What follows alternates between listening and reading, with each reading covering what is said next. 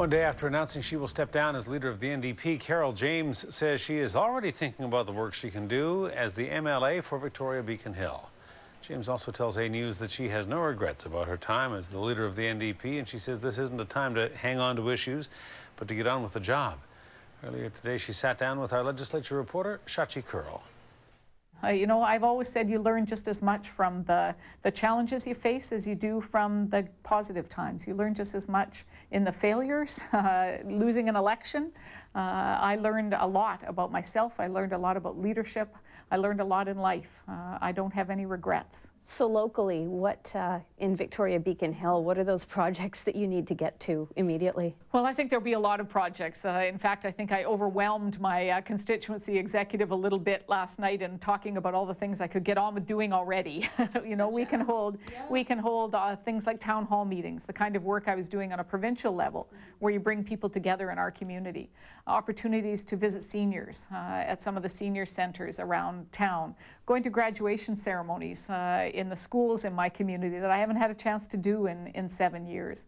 Getting involved in having chances to go and visit places like our place, the community shelters, to get working on the homelessness issue in our community, to be able to talk about how we revitalize the economy in British Columbia and right here in Victoria in particular.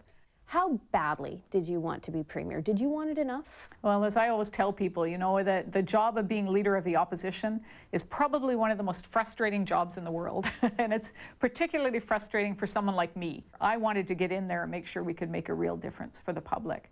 But I wanted to do that not because of me.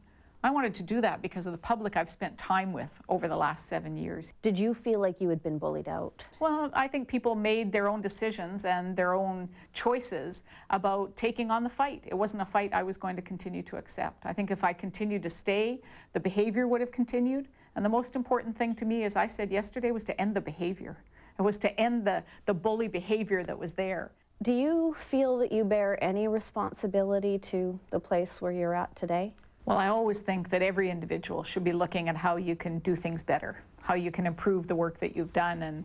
And the public knows after the last election, I was very upfront about the fact that we hadn't done a good enough job of putting out our positive vision early enough so that British Columbians knew that there was a positive vision there. I want to ask you about Bob Williams and his comments around the next leader shouldn't come from Vancouver Island. He basically called out Vancouver Island. It should be from the interior, from the lower mainland, but it can't be from the base. It doesn't matter. From my perspective, if you're a good, strong person, if you can represent the province, if you have connections and understand the issues from every corner of this province, it doesn't matter whether you live in Victoria, it doesn't matter whether you live in Fort St. John. If you have the ability to understand the issues, to put forward progressive alternatives, it doesn't matter what part of the province you live in.